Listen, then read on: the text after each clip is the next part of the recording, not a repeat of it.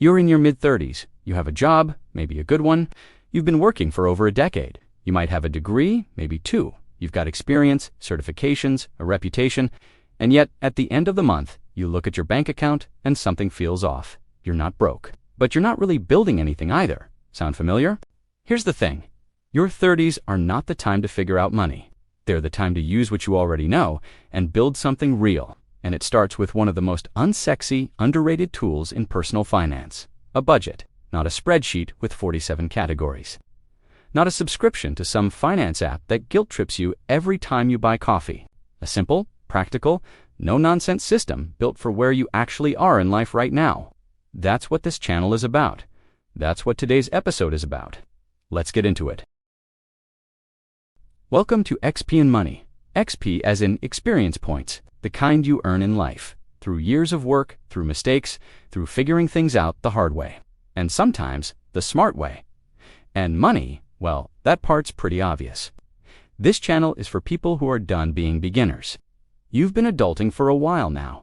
You've got real income, real responsibilities, and real goals.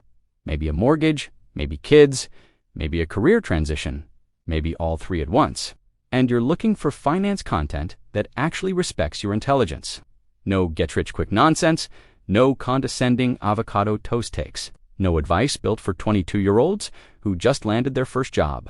What you'll get here is practical financial thinking built on real-world experience, backed by evidence, and designed to help you grow both personally and professionally. Every episode will give you something you can actually use, a framework, a mindset shift, a technique. Something that works wherever you are, because money behaves the same way everywhere, and smart budgeting is a universal skill. Subscribe, hit the bell, and let's build something together. Let's talk about why your mid-30s are such a pivotal moment for budgeting. In your 20s, financial mistakes were annoying but survivable. You had time on your side. Low stakes, low assets, low commitments. But by your mid-30s, the equation changes. Think about the average person at 35 globally. They may have a mortgage or be renting long-term. They might be supporting aging parents and raising young children. The so-called sandwich generation, they're likely in the highest earning years of their early career, but also in their highest spending years, and they're roughly 25 to 30 years away from retirement. Far enough that it feels abstract, but close enough that every year of inaction costs real money. According to a 2023 global survey, over 60% of professionals in their 30s say they feel financially behind, even those earning above-average incomes. That's not a money problem. That's a system problem. And today, we're fixing the system. Key point, your income in your 30s is an opportunity, but only if it's directed. Without a system, more money just means more chaos. The framework I want to share with you today is called KISS. You might know KISS as keep it simple, stupid. I prefer keep it short and simple, because here's the truth about budgeting. Most people don't fail because they lack information. They fail because they make it complicated. They try to track 47 categories. They set up complex spreadsheets. They spend more time managing the budget than living their life. So we're going to simplify. KISS breaks your money into 4 and only 4 buckets. N for needs.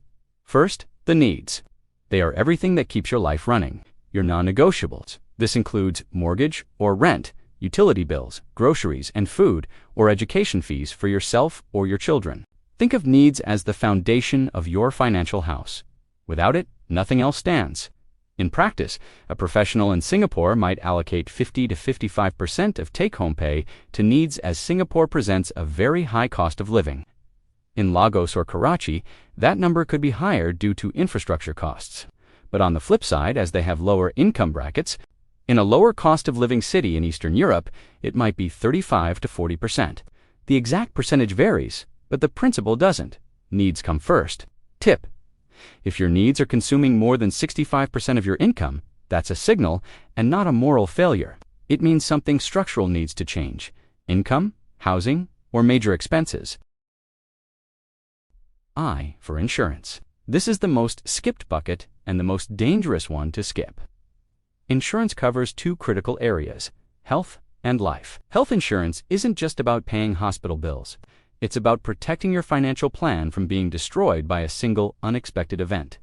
World Health Organization report noted that out-of-pocket health spending is the #1 cause of households falling back into poverty. One emergency, one diagnosis, and years of financial progress can be wiped out overnight. Life insurance is the other half of this, especially if people depend on your income, such as your partner, children, aging parents. Life insurance is not about dying. It's about making your financial story in good pace and doesn't become someone's crisis. But here's another perspective about insurance in this framework. It's also about building future capabilities. That includes professional development, such as certifications, courses, or workshops. These are investments in your earning potential. They are insurance against obsolescence. Industries shift every 5 to 7 years, and the person who regularly invests in their skills is the person who remains relevant and financially resilient. S for savings. After needs and insurance are covered, what's left begins to split between savings and flex. Savings is the portion you set aside with a specific purpose: emergency fund, retirement, down payment, investment account. A commonly cited benchmark is 20% of take-home income toward savings. But in your mid-30s, the more important question isn't the percentage, it's the consistency. Saving $200 every month for 20 years beats saving $2,000 3 times a year every time. Why? Compounding. Time in the market, behavioral discipline. Start now. Not perfectly, just consistently. F for flex. Flex is your disposable income. This is the money that's left after needs, insurance, and savings are funded. And here's what makes flex powerful. It's intentionally flexible. It can flow toward needs when an unexpected bill hits. It can flow toward savings when you're in a good month. Or it can be spent guilt-free because everything else is already handled. Flex removes the all or nothing thinking that destroys most budgets. You don't have to choose between enjoying life and building wealth. You build the structure, and then you enjoy the space inside it. Delayed gratification. Now let's talk about the hardest part of any budget. The wants, needs are logical, but wants are emotional. And in a world optimized to trigger your desires through social media, one-click purchasing, buy now and pay later schemes, your emotional side of the brain is being outgunned constantly. The second technique that works alongside KISS is delayed gratification. The concept is simple. Before you make a discretionary purchase, especially a significant one, you wait. You introduce friction between the impulse and the action. Some people use the 24 hours for small purchases, some use a 72 hours. For larger purchases like a new gadget, a holiday, a new car, the rule might be 30 days. Here's what happens in that waiting period. The emotional spike fades. You ask yourself, do I still want this? Does this align with where I'm trying to go? Is this a flex purchase, or am I pulling from savings? Delayed gratification is also about reframing what reward means. In your 20s, reward meant buying things. A new phone, a night out, a new outfit. In your 30s, reward can mean something different. Watching your emergency fund hit 6 months of expenses, getting that promotion because you invested in your skills, taking a family trip with no bad debt. That shift in perspective is the difference between people who earn well and people who build wealth. And this isn't about deprivation, it's about intention. The flex bucket exists. You can spend it. You should enjoy it. The goal isn't to suffer. The goal is to be in control. Here's something that doesn't get said enough. Budgeting is not just a financial skill. It is a life and a career skill.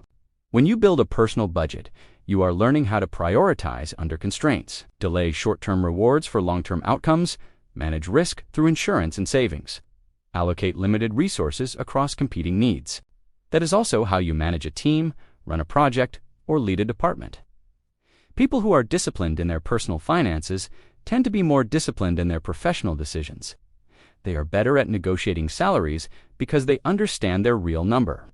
They make better investment calls because they've trained their brain to think in short, medium, and long term. They are less vulnerable to desperation-driven decisions because they have a financial cushion. Your budget is your first business. Run it like one. Today we covered why your mid-30s are a critical financial window. You have income, experience, and just enough time to build something real. The KISS approach and the 4 buckets needs insurance, savings, and flex. The importance of insurance, not just for health and life coverage, but investing in your future capabilities. Skill up or get left behind. Delayed gratification. Master your wants. Create space between impulse and action. Let your flex be intentional, not reactive. Budgeting builds more than wealth. It builds character, discipline, and professional capability. Before you close this tab, here's your one action for today. Open a notes app or grab a piece of paper and write down what your 4 buckets currently look like. Don't judge it, just see it. Needs, what are you actually spending on essentials every month? Insurance, are you covered? Are you growing? Savings, is there a number going in consistently? Flex, what's left and where does it actually go? Just seeing the picture clearly is the first step toward changing it. If this resonated with you, subscribe. In the next episode, we're going to get more into the process. Drop a comment below. Which of the 4 buckets is your biggest challenge right now? Needs, insurance, savings, or flex? Let's grow both the XP and the money together.